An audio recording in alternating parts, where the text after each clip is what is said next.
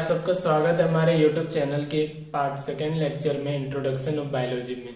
आज की इस वीडियो लेक्चर में फ्रेंड्स हम डिस्कस करेंगे इंट्रोडक्शन कुछ टर्मिनोलॉजी बायोलॉजी की कुछ टर्म को, जैसे एनाटॉमी फिजियोलॉजी क्या होता है। प्रीवियस वीडियो लेक्चर 1 में मैंने डिस्कस किया था एनाटॉमी फिजियोलॉजी क्या होता है डिटेल में, पैथोलॉजी, इटियोलॉजी और बहुत सारे मेडिकल टर्म को जिसे हम बायोलॉजिकल टर्म कहते हैं उसको डिस्कस करेंगे आज की इस वीडियो में। सो फ्रेंड्स, सबसे पहले हम समझ लेते हैं human and anatomy physiology introduction part 2 में कि एनाटॉमी और फिजियोलॉजी होता क्या है। सो फ्रेंड्स, एनाटॉमी और फिजियोलॉजी को समझने के लिए मैं आपके सामने एक एग्जांपल को ड्रॉ कर रहा हूँ। फ्रेंड्स, प्रीवियस लेक्चर में मैंने एक ईसोफेगस के स्ट्रक्चर को बनाया था। ये हमारी ईसोफेगस की स्ट्रक्चर है फ्रेंड्स। ये हमारी माउथ से फूड को स्टमक्स में लाने का काम करता है।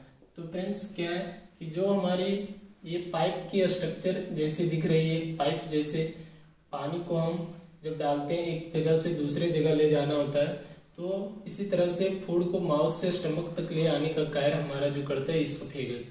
तो स्टडी जो हम करते हैं कि it is a pipe like structure, उसे कहते हैं एनाटॉमी। और फिजियोलॉजी का मतलब होता है कि इसका जो फंक्शन है कि ये फूड को कैरी करता है माउथ टू स्टमक, तो इसको कहते हैं फिजियोलॉजी। अब फ्रेंड्स, हम आज की वीडियो में डिस्कस करेंगे डिटेल में पैथोलॉजी, इटियोलॉजी क्या होता है। तो फ्रेंड्स, हम सबसे पहले समझते हैं कि पैथोलॉजी क्या होता है। पैथोलॉजी दो वर्ड से मिलकर बना है, पैथो प्लस लॉजी। आपको मालूम है फ्रेंड्स कि लॉजी वर्ड जहाँ पर भी इंक्लूड होता है उसका मतलब होता है स्टडी, टू स्टडी, तो उसे हम लॉजी कहते हैं। पैथो का मतलब यहाँ एक नया वर्ड है फ्रेंड्स। पैथो का मतलब होता है पैथोजेंस या माइक्रो ऑर्गेनिज्म। अब ये क्या होता है पैथोजन या माइक्रो ऑर्गेनिज्म? फ्रेंड्स, पैथोजेंस वो होते हैं जब हमारी बॉडी में बाहर से अंदर एंटर करते हैं तो हमारी नॉर्मल जो फिजियोलॉजी होती है बॉडी का वो डिस्टर्ब करता है, तो किसी प्रकार के डिजीज काउज करता है, उसको हम पैथोजेंस कहते हैं।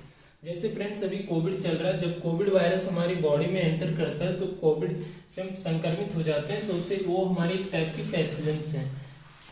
हम इसकी डेफिनेशन समझते हैं, विच काउज एनी डिजीज, जो किसी प्रकार की बीमारी करता हो। जैसे फ्रेंड्स, टीबी बैक्टीरिया जो होता है, माइक्रोबैक्टीरियम ट्यूबरकुलोसिस, उसके कारण से टीबी होता है जो हमारे लंग्स को इफेक्ट करता है। तो फ्रेंड्स, ये बैक्टीरिया जो टीबी बीमारी काउज कर रहा है उसे पैथोलॉजी कहते हैं। पैथोलॉजी के अंतर्गत आपने देखा होगा फ्रेंड्स, जब हमें किसी प्रकार की बीमारी होती है हम डॉक्टर के पास जाते हैं, डॉक्टर को जब बीमारी समझ में नहीं आती तो कुछ पैथोलॉजिकल टेस्ट करवा। अब हम समझते हैं फ्रेंड्स इटियोलॉजी क्या होता है। इटियो का मतलब होता है डिजीज और लॉजी का मतलब होता है स्टडी। तो इटियोलॉजी का मतलब होता है study of cause of disease. Friends, हमने डिस्कस किया पैथोलॉजी, इसी तरह से इटियोलॉजी। इटियोलॉजी का मतलब होता है study of cause of disease, कि बीमारी किसके कारण से हुआ। जैसे फ्रेंड्स, मान लीजिए मुझे सांस लेने में प्रॉब्लम है। अब सांस लेने में प्रॉब्लम बहुत सारे कारण से हो सकता है पेशेंट्स किसी लंग्स प्रॉब्लम से इफेक्ट हो सकता है कैंसर हो सकता है किसी अदर सिम्टोमेटिक डिजीज हो। तो फ्रेंड्स, इसके लिए क्या करता है डॉक्टर कंफर्मेटरी टेस्ट करता है, जिसके कारण से कोई बीमारी का मेन काउज क्या है उसकी स्टडी को हम कहते हैं इटियोलॉजी। इटियोलॉजी को डिटेल में हम समझते हैं फ्रेंड्स। जैसे ये हमारी लंग्स है,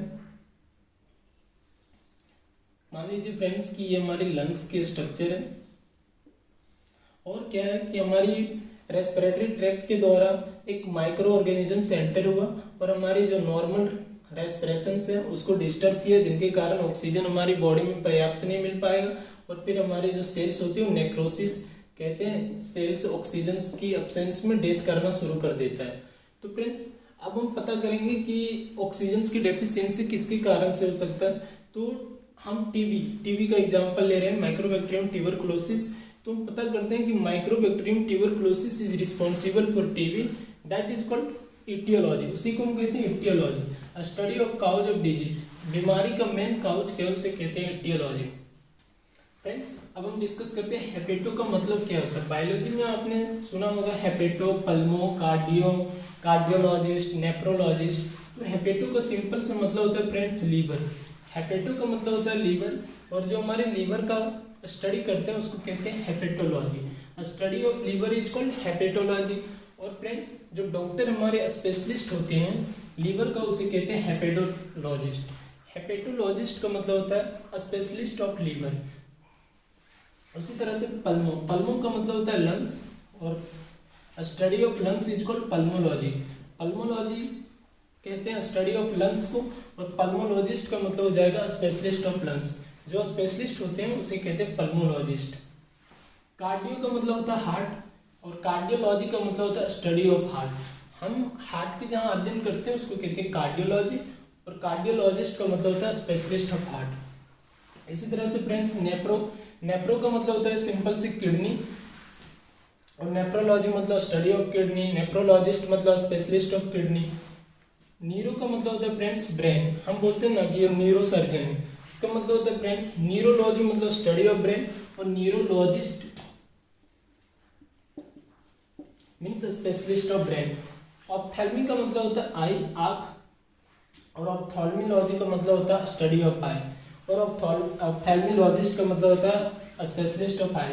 इसी तरह से फ्रेंड्स ओटिक का मतलब होता है ईयर, हमारे जो कान है उसको हम कहते हैं बायोलॉजी में ओटिक।